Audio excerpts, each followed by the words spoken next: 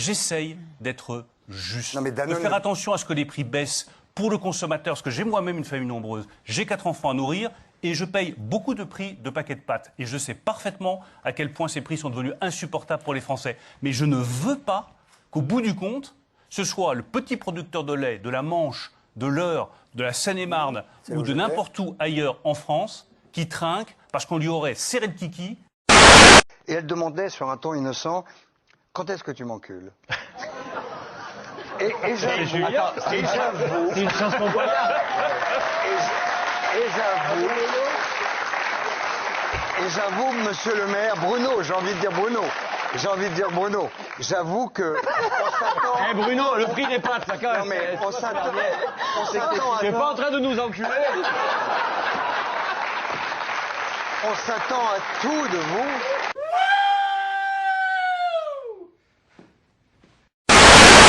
Est-ce que tu sais pourquoi il n'y a pas d'arabe dans le jeu vidéo Tekken? Qu'est-ce qui va censurer? Parce que c'est que des combats 1 contre 1.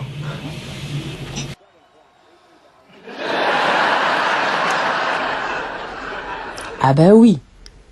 Pour ces épisodes, on lance l'intro avec une blague. L'épisode du jour est sponsorisé par une figure emblématique de l'humour. Et c'est qui le sponsor? Réponse après le générique.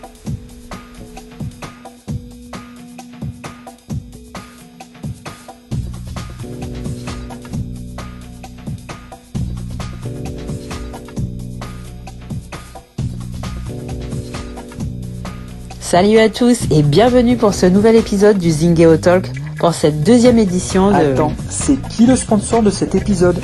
Le générique est passé, alors accouche. Très bien. L'épisode du jour est sponsorisé par la seule et unique, l'éternelle Rokhaya Diallo. Non, on veut pas. Ouais, tu veux éviter le procès ou quoi? Bah, souviens-toi de la polémique où elle disait que les pansements belges étaient racistes. Vu certains thèmes qu'on va aborder dans cet épisode, on se protège d'avance. Ah oui, bien vu. D'ailleurs, a-t-elle porté plainte contre Michel Leb? Michel et son fameux sketch de l'Africain qui divise encore aujourd'hui? Qu'on le trouve drôle ou pas, peut-on accuser Michel Leb d'être raciste? Chez Zingeo, bien que la plupart d'entre nous ne trouvons pas ces sketchs très drôles, il ne nous vient pas l'idée de la suspecter ou de le suspecter d'être raciste. Bah, c'est en plus un sketch qui caricature Jean Bedel Bokassa, le dictateur centrafricain cannibale. Donc ce sketch ne vise pas l'homme africain d'un point de vue global. Alors, il a aussi caricaturé l'homme asiatique, ce qui soulève la question suivante. Est-ce que seuls les Noirs peuvent se permettre de se moquer des Noirs?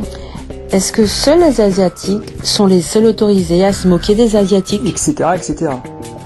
De toute façon, Michel Leb a renoncé à jouer certains de ses sketchs. Il connaît donc l'autocensure. Qu'on le trouve drôle ou pas, c'est bien triste en arriver là. En parlant d'autocensure, en Grande-Bretagne, l'humoriste écossais Frankie Boyle en a plus ou moins fait les frais. Incontournable des premières saisons de l'émission Mock the Week, dans laquelle des humoristes faisaient le tour de l'actualité, il était connu pour faire les blagues les plus brutales, mais également les plus hilarantes, étant plus que borderline. Bon, certaines blagues ont choqué, et quand la BBC lui a demandé de présenter des excuses publiques, ce dernier a refusé, et a été prié de quitter le show. Allez voir ces sketchs, mais âme sensible, s'abstenir. What the Queen didn't say in her Christmas message. I've had a few medical problems this year. I'm now so old that my pussy is haunted.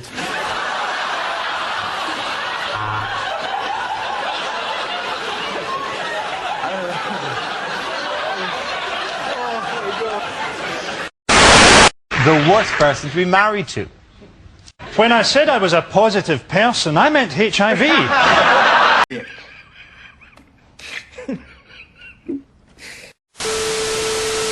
On pourrait parler de Jean-Marie Bigard qui, à travers les décennies, s'est imposé dans l'humour de beauf vulgaire. Certains sketchs étaient drôles, d'autres moins, mais il s'est fait un nom et a connu du succès. Sauf que les blagues qu'il faisait à l'époque ne passent plus aujourd'hui. Exemple? La blague de la déchirure, qu'il a osé jouer en 2019 sur TMP et qui lui a valu des problèmes étant accusé de faire l'apologie du viol. Évidemment, Marlène Schiappa était au starting block et a déroulé sur tous les plateaux télé pour faire part de son indignation. Dommage qu'elle en ait pas fait autant sur l'affaire Moussa Darmarien, lui-même accusé d'agression sexuelle par plusieurs femmes. Alors qu'il avait l'occasion de se refaire une santé en faisant un spectacle avec Dieudonné, le projet Foutu pour Foutu est tombé à l'eau. Jean-Marie Bigard n'ayant pas supporté la pression, il préfère aujourd'hui se contenter d'être un piètre chroniqueur d'une piètre émission télé. Triste trajectoire. On est bien loin de l'esprit Charlie. Esprit dont on parlera pour un éventuel 3e numéro, car on va parler du sujet du jour, à savoir un film de Mel Brooks, Blazing Saddles, plus connu sous le nom en français de Le shérif est en prison, datant de 1975. Le film se passe en 1874 dans le Far West, afin de s'approprier les terrains à bas prix. Deux notables nomment un jeune afro-américain shérif d'une bourgade des plus racistes, en espérant que les habitants quittent la ville ou le lyncheront. Oula, Rokhaya Diallo doit être dans tous ses états. Bah quoi? Le film a pour héros un homme noir. Elle devrait être contente, non? En plus d'être casse-couille avec du pseudo-racisme, Rokhaya Diallo est néo-féministe, le combo. Donc, elle reprocherait avant tout le fait que le protagoniste ne soit pas une femme noire. Ah ouais.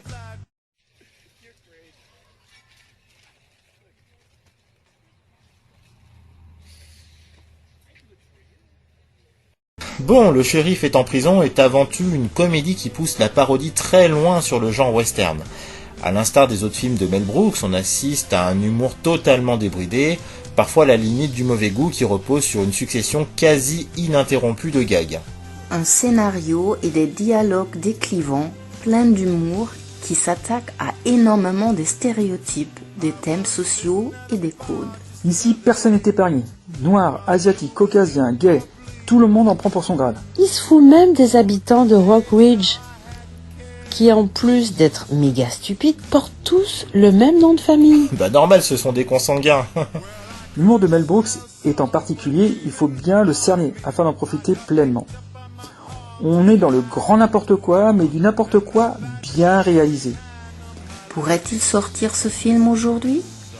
Avec diverses associations qui ont leur cahier de doléances prêt? Pas du tout. Mel Brooks passerait ses journées au tribunal si ce film sortait aujourd'hui. Pourtant, ce film dénonce le racisme à travers la stupidité de ses personnages. En effet, mais comme nous vivons dans un monde où l'intelligence a laissé sa place à l'abrutissement... Enfin bon, nous vous conseillons ce film, et si quelqu'un peut l'envoyer à Dame Rokhaya Diallo, ce serait le pied. En attendant un 3e volet, on vous dit donc à plus, et restez connectés.